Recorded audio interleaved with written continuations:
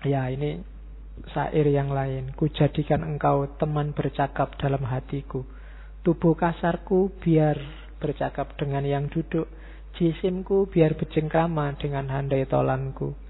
Isi hatiku hanya tetap engkau sendiri. Ya, biar aja fisikku ketemu orang lain ngobrol, jasadku ketemu tetangga-tetangga, ketemu sanak saudara, tapi hatiku tidak akan kemana-mana, hanya bersamamu. Nah, itu Robi'ah. Terus, buah hatiku, hanya engkaulah yang kukasihi. Ampunilah para pendosa yang datang ke hadiratmu. Dia tidak mendoakan dirinya, mendoakan selain dirinya. Kalau ada orang berdosa datang kepadamu, ampuni saja. Tapi aku tidak akan mohon ampun, karena engkaulah harapanku, kebahagiaan dan kesenanganku. Hatiku telah enggan mencintai selain dari dirimu. Jadi engkau marah padaku tidak apa-apa, asal jangan pergi dari aku. Nah, itu Robi'ah sama Allah. Terus, ya kelihatannya kok berat ya. Bisa dicoba.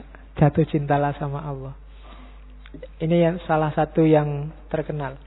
Ya Allah, apapun yang akan engkau karuniakan padaku di dunia ini, berikan pada musuh-musuhmu. Kasih pada orang kafir, orang murtad, orang kurang ajar. Kasih ke mereka. Yang mau kamu kasihkan padaku di dunia. Dan apapun yang engkau karuniakan padaku di akhirat, kasih pada sahabat-sahabatmu, kasih pada para ulama, para wali, orang-orang soleh yang kau cintai. Aku tidak butuh apa-apa, karena engkau sendiri cukuplah bagiku. Nah, itu Robi'ah. Oke, jadi Allah saja yang kuinginkan. Cukup pahala-pahala kasih pada orang yang kau cintai, ya Allah, pada sahabat-sahabatmu. Derajat tinggi, barang duniawi, materi yang mungkin kau berikan padaku di dunia, kasih pada musuh-musuhmu. Aku tidak butuh itu semua, aku hanya butuh engkau. Itu Allah. Terus karakter selanjutnya adalah tanpa pamrih. Ya Allah, jika aku menyembahmu karena takut neraka, bakarlah aku di dalamnya. Dan jika aku menyembahmu karena mengharap surga, campakkan aku darinya. Tapi jika aku menyembahmu demi engkau semata, janganlah engkau enggan memperlihatkan keindahan wajahmu yang abadi padaku. Jadi bukan surga, bukan neraka, bukan 72 bidadari, bukan itu, bukan istana emas di surga, ndak. Aku ndak butuh itu. Kalau ibadahku, semua yang kulakukan ini untuk itu, kasih kebalikannya. Kalau ibadahku karena takut neraka, masukkan aku ke neraka. Kalau ibadahku karena mengharap surga, jauhkan aku dari surga. Aku tidak butuh itu semua. Yang aku butuhkan hanya engkau. Aku hanya ingin melihat wajahmu. Itu saja. Nah, itu Robi'ah. Ada cerita satu ketika Robi'ah ini membawa ember besar isinya air. Lari agak cepat bawa air. Orang-orang yang Robi'ah, kamu mau kemana? Mau ngapain? Mau ke neraka. Mau tak padamkan dengan air ini. Yaitu sindiran bagi kita bahwa kita itu sering selalu terjebak dengan ancaman neraka dan iming-iming surga. Allahnya hilang. Itu yang sering menjebak kita. Logikanya sebenarnya harus dibalik. Surga dan neraka itu ngikut Allah, bukan Allah ngikut surga dan neraka. Kalau kita menuju Allah dan sampai pada Allah, pasti dapat surga. Tapi kalau target kita surga, belum pasti kita dapat Allah. Banyak orang ibadah ibadah, tertipu oleh iming-iming surga dan neraka ini. Kalau di teorinya Robi'ah. Jangan itu. Hidup ini innalillahi wa ilaihi roji'un. Kepada Allah itu mukhlisina lahuddin. Ikhlas untuk Allah. Bukan untuk surga, untuk neraka. Surga neraka itu anggap aja iming-iming untuk nambah semangat. Tapi tujuannya bukan itu. Sama kayak kamu misalnya punya adik kecil disuruh belajar susah. Akhirnya, sudahlah, kalau mau belajar, besok tak ajak jalan-jalan ke mall. Nih, tujuannya kamu belajar kan pinternya, bukan jalan-jalan di mallnya. Tapi anak kecil ini, yang dia pikir jalan-jalan di mallnya tidak masalah. Tapi kan nanti akhirnya dia pinter. Awalnya surga dan neraka mungkin pakai logika ini. Jadi mungkin dulu orang susah. Zaman Nabi kalau marilah kita menyembah Allah, ikhlas, tidak usah mikir imbalan. Mungkin tidak ada yang mau. Tenang aja, besok di surga dapat rumah gratis. Terus ada kolam susu, kolam madu, ada bidadari berpuluh-puluh, diajak perang susah. Ayo kita jihad.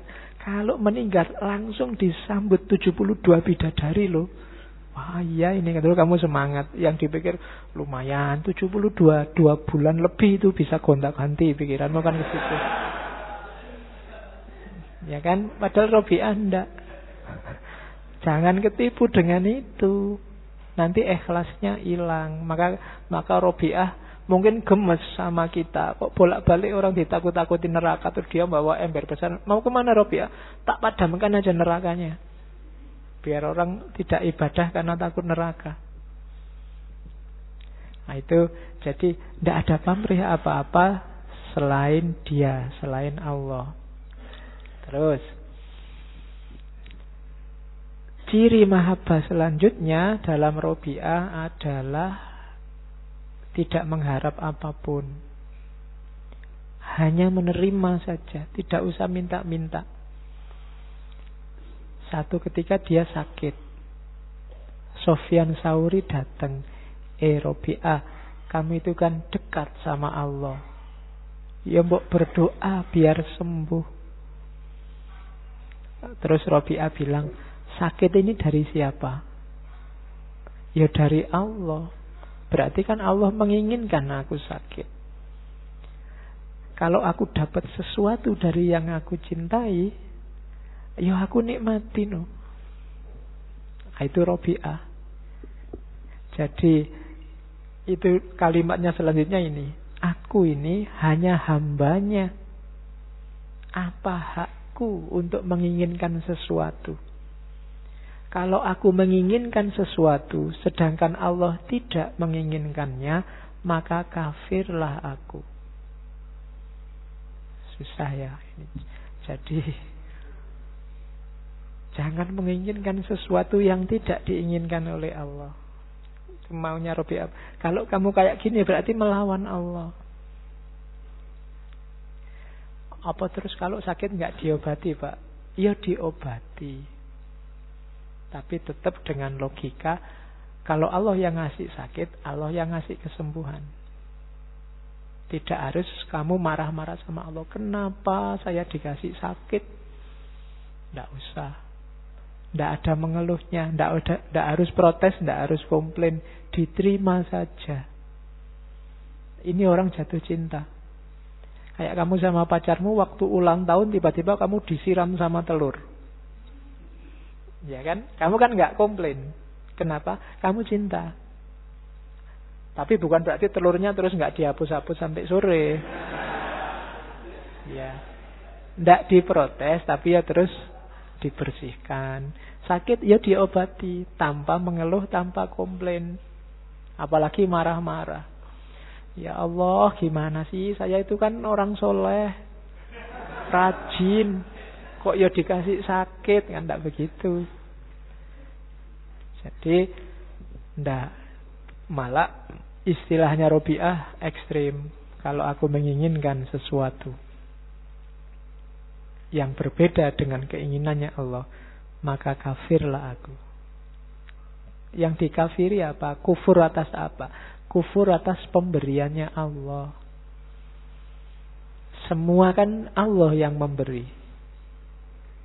Kamu sehat, kamu sakit, kulitmu mulus apa kasar, putih apa hitam, rambutmu keriting apa lurus, itu kan pemberiannya Allah. Jangan komplain, Pak, saya kok lahir di Indonesia ya Pak, akhirnya pesek hidungnya. Coba lahir di India, mungkin hidungnya lebih panjang. Nah, itu namanya komplain. Allah sudah menghendaki itu, ya sudah. Kan kamu sering mengeluh gitu. Coba kemarin saya anaknya Jokowi Pak. Nah iya kan, kamu protes. Enggak. Allah sudah menginginkan itu, ya sudah. Diterima saja, disyukuri. Kalau enggak, karena lawannya syukur itu kan kufur. Kalau kamu enggak terima, itu namanya kufur. Kenyataannya memang sudah begitu. Mau gimana? Kamu jago siapa, yang jadi kok malah siapa? Ya sudah, berarti Allah menghendaki itu. Ya bukan berarti terus kalau kamu enggak setuju, diam saja. Ya kayak sakit tadi loh. Ya diobati, tapi tanpa harus komplain, tanpa harus protes. Yang paling bagus apa? Engkau harus menginginkan segala sesuatu yang diinginkannya. Sesuatu agar engkau menjadi hambanya yang sejati. Semata-mata agar engkau menjadi hambanya yang sejati. Namun tidak masalah jika memang dia memberikannya. Berobat kok masih tidak sembuh, ya sudah. Karena yang memberikan kesembuhan juga Allah, sebagaimana Allah memberikan sakit. Jadi logika utama seorang pecinta hanya satu, cukup yang dicintai saja. Kalau cinta pada Allah berarti ya cukup Allah saja, tidak masalah. Kehilangan apapun tidak masalah, asal tidak kehilangan Allah. Jadi ada musibah, ada kemalangan apapun dalam hidupmu, terimalah. Satu yang kamu jangan sampai hilang, Allahnya. Kehilangan segalanya tidak masalah, asal jangan kehilangan Allah. Kehilangan hak pilih, kehilangan suara, kehilangan apapun tidak masalah, asal jangan kehilangan Allah. Sekarang banyak yang kebalik. Kehilangan Allah tidak apa-apa, asal jabatannya tidak hilang, asal pangkatnya tidak hilang, asal kekayaannya tidak hilang. Sekarang dibalik. Atau Allah dimanfaatkan demi kekayaan, demi jabatan, demi pangkat. Itu kondisi kita hari ini. Padahal kalau kita mencukupkan diri dengan pemberiannya Allah, sebaliknya nanti Allah juga akan mencukupkan hidup kita. Mencukupkan itu bukan berarti terus kamu jadi kaya, tapi apa kondisi batinmu, lingkungan sekelilingmu itu membuatmu merasa nyaman, pas. Mungkin kamu kaya luar biasa, tapi kalau Allah bikin kamu nggak cukup, ya kamu masih meluap-luap ambisi, nafsu, hasratmu, bikin kamu tidak tenang. Tapi mungkin kamu tidak punya apa-apa, tapi kamu puas. Nah, itu yang susah dicari. Robiah menemukan itu lewat jalur cinta. Dan menurut Robiah, dunia ini awal dan akhirnya akan ke situ. Selama kita belum menapaki jalur itu, kita tidak akan ketemu puncaknya nikmatnya hidup. Nikmatnya hidup ada di situ. Makanya di antara kalimatnya dia menyebut biar waktu yang akan membuktikan bahwa tiap langkah yang telah dipijakkan, tiap tetesan keringat dan darah yang telah dialirkan, tiap jiwa yang telah melayang akan sampai pada satu keadaan di mana keadilan adalah nadinya, kesejahteraan adalah nafasnya, kebijaksanaan adalah sifatnya, dan ridho sang kholik adalah tujuannya. Semua ini terwujud, jalurnya adalah mahabbah. Nanti waktu yang akan membuktikan. Dengan mahabbah, semua kecapean, keringat yang menetes, darah yang mengalir, langkah yang dipijakkan akan membuahkan keadilan, kesejahteraan, kebijaksanaan, dan ridho dari Allah. Di luar jalur itu kita tidak akan ketemu kebijaksanaan, kita tidak akan ketemu keadilan, kita tidak akan ketemu kesejahteraan. Maka Robi'ah menyarankan jangan lupa mahabbah. Oke. Alhamdulillah. Itulah prinsip-prinsip mencintai Allah dalam pikirannya Robi'ah al-Adawiyah. Gaya Robi'ah ini akan mewarnai hampir semua sufi abad ke-7 ke-8, termasuk tokoh sufi minggu depan, Jalaluddin Rumi. Oke ya, saya kira itu sudah pas jam 10. Kurang lebihnya mohon maaf. Semoga ada yang bisa diambil dari ngaji malam ini. Anggap saja ini semacam benchmark untuk hidup kita.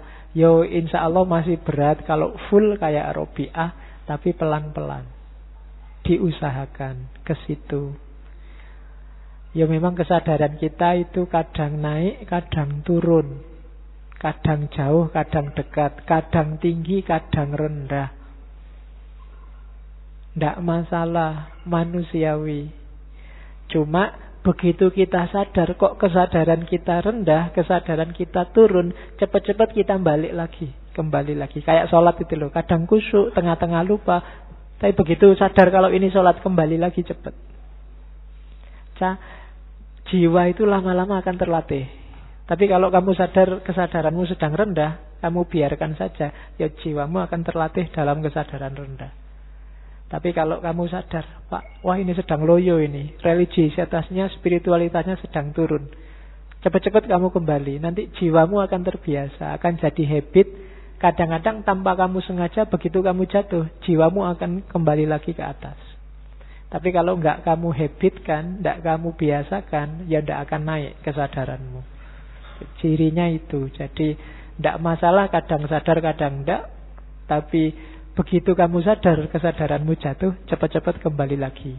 Dan ada satu lagi kunci, hindari segala hal, hindari segala peristiwa, termasuk mungkin orang, termasuk mungkin barang, termasuk apapun itu yang mudah menjatuhkan kesadaranmu.